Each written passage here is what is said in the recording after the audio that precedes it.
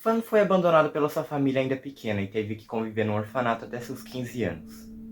Ela nasceu na região Shenzhen, na China, em 1976.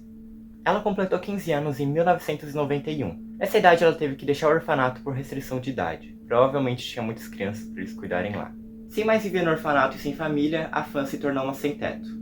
Sozinha nas ruas, ela começou a desenvolver o vício por álcool, drogas e começou a se prostituir para conseguir sobreviver. Quando completou 21 anos, ela começou a trabalhar em um bordel chamado Romance Villa. Com essa mesma idade, em 1996, ela conheceu o homem que viria a ser seu esposo. Esse homem era um de seus clientes no bordel. Ele se chamava Ni Chi-yuan e ele era um viciado em drogas agressivo. 2 anos depois disso, em 1998, ela deu à luz ao seu filho. Vamos falar um pouco sobre seu marido. O marido de Fan era abusivo. Vizinhos de prédio constantemente relatavam que ouviam os dois brigando, aos berros um com o outro e o bebê chorando toda hora. Até ficavam putos com eles, não aguentavam mais acordarem com essas brigas. Não aguentando mais a situação que estava, ela decidiu que iria mudar de vida pelo seu filho. Ela não queria que a criança crescesse em um ambiente hostil, como aconteceu com ela, e decidiu que iria parar com a prostituição e iria largar o seu marido. Em mais uma de suas brigas, ela conseguiu largar o seu marido e começou a trabalhar como recepcionista de bordel, ao invés de prostituta. Além disso, estava tentando parar de usar drogas. É claro, largando a prostituição e não tendo mais o seu marido, a situação financeira dela ficou bem ruim. Ela tinha que sofrer bastante para poder sustentar a si mesma e ao bebê. Enquanto ela ainda trabalhava no bordel, ela tinha alguns clientes que eram regulares. Um desses homens, grava o nome dele, se chamava Chan Man-lok, de 33 anos. Em uma de suas visitas com a Fan, ela tentou roubar a carteira dele. Imediatamente percebeu o que ela estava tentando fazer, e não só obrigou ela a devolver a carteira, como ainda exigiu uma quantia a mais como pedido de desculpas. Quantia essa que a Fan não tinha no momento, então ela ficou endividada. O que ela não sabia no momento é que aquele não era um homem qualquer. Chan fazia parte de um grupo criminoso de Hong Kong, chamado Tríade Woxinwo. Esse grupo estaria envolvido em tráfico de drogas, extorsão e jogos de azar. Em 17 de março de 1999 foi quando a Fan foi sequestrada por conta dessa dívida. Os sequestradores eram 3 homens e uma mulher. Um desses homens, obviamente, era o Chan. Os outros eram Lian Wailun, Lian Xinqiu e a mulher era a Lau Minfeng. Desculpa pela minha pronúncia, eu não sei falar chinês. Esse grupo perigoso de 4 pessoas levaram Fan até um apartamento em Sinshatsui. Apartamento esse que ela ficaria presa até a sua morte.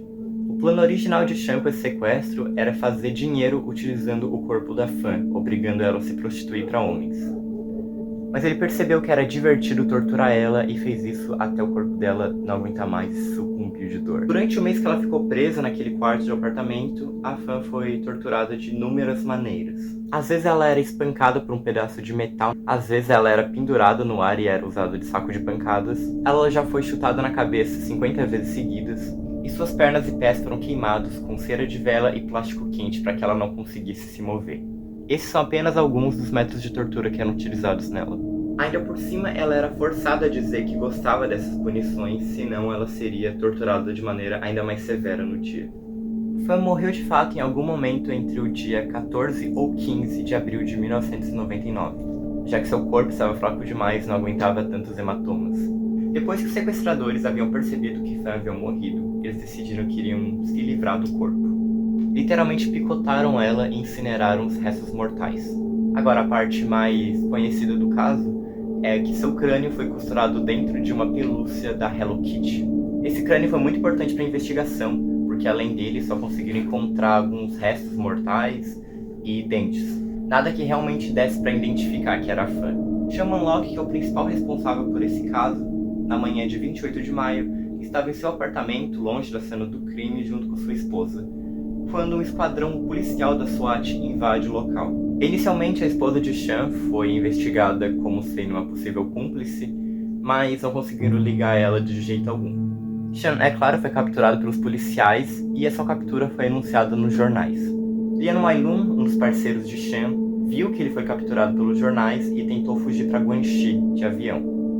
Mas no ano seguinte encontraram algumas irregularidades no passaporte dele e assim ele foi deportado e foi julgado.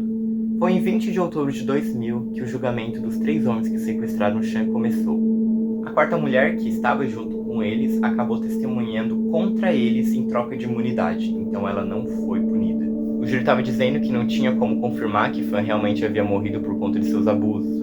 Ela poderia ter morrido de overdose de drogas, já que não tinha corpo para analisar.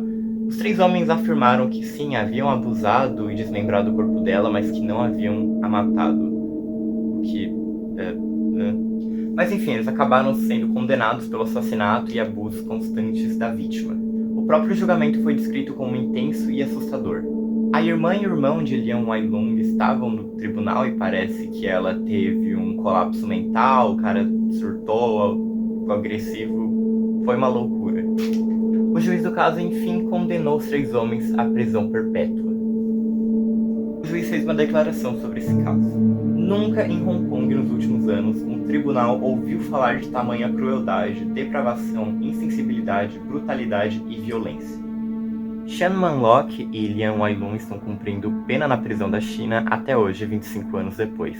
Leon Xin-cho, o terceiro homem, havia conseguido se libertar da prisão em 2014, mas retornou para a prisão depois de agredir sexualmente uma menina de 10 anos. Então ele voltou em 2022. Tem umas pessoas que, meu Deus. Agora eu vou falar algumas curiosidades sobre esse caso. O crânio que foi achado dentro da pelúcia da Hello Kitty, que era a única prova definitiva de que se tratava de Fan, foi entregue à sua família biológica em 2004 para ser cremado. O prédio em que esse crime cruel aconteceu tinha sido demolido e reconstruído em 2016, e na reconstrução fizeram 3 estátuas de Buda em homenagem a Fan. Durante a investigação encontraram um colar de Fan dentro da geladeira do apartamento. Esse colar foi entregue ao seu filho. Agora, para mim, o ponto mais curioso desse caso. A polícia só tomou conhecimento do que estava acontecendo por conta de uma menina de 14 anos que, em 1999, tinha começado a ter sonhos com o fantasma de Fan. De repente, essa menina de 14 anos tinha aparecido em uma delegacia lá de Hong Kong, dizendo que não estava conseguindo dormir direito, pois ela estava tendo sonhos constantes com o fantasma de uma mulher que era torturada por fios elétricos e agredida, que ela estava pedindo socorro. É claro, de início a polícia tinha achado que era baboseira, que eram só pesadelos, mas decidiram ir investigar regiões próximas da onde ela morava, ver se estava acontecendo alguma coisa, e foi aí que perceberam que tinha algo acontecendo de estranho aí no andar em que a Fan tinha sido mantida e torturada. No geral, o caso é isso. Acho que sem brincadeira, de todas as vítimas que eu já li sobre nesses casos criminais, a Fan foi a que mais sofreu. Acho que eu nunca vi um caso tão pesado quanto esse, porque não só a morte, não só a tortura, como toda a vida da Fan foi extremamente conturbada. Nasceu abandonado pela família, se prostituiu desde pequeno, teve que passar por um relacionamento extremamente abusivo e morreu poucos meses depois de finalmente decidir que iria tentar melhorar as coisas. É triste.